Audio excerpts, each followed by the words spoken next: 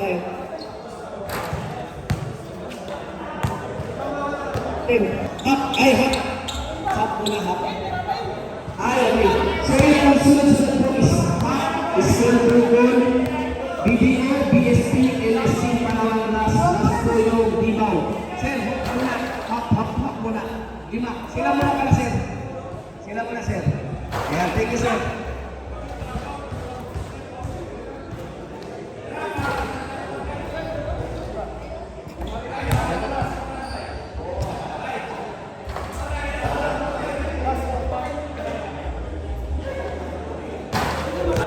So habang ginaganap yung people shoot out na inuuna dalawang players sa isang kupunan, ang susunod po natin skills ay yung tinatawag na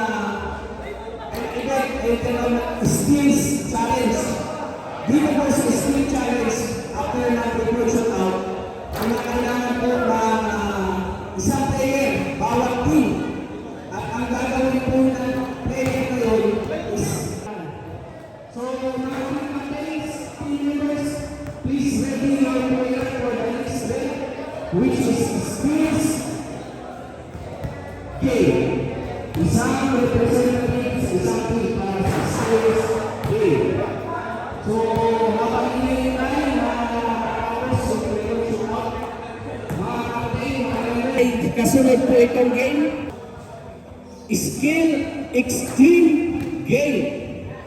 Skill Extreme Challenge.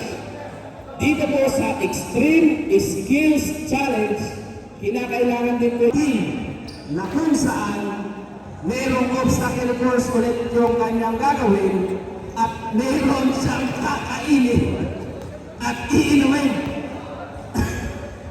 So, kinakailangan po ulit ng isang representative para sa Skill Challenge at Skill Extreme Challenge. So, may dalawang event po nakasunod after nitong 3-point shootout. So, wag muna po tayo maalas, mga kaibigan, mga player, mga team captain.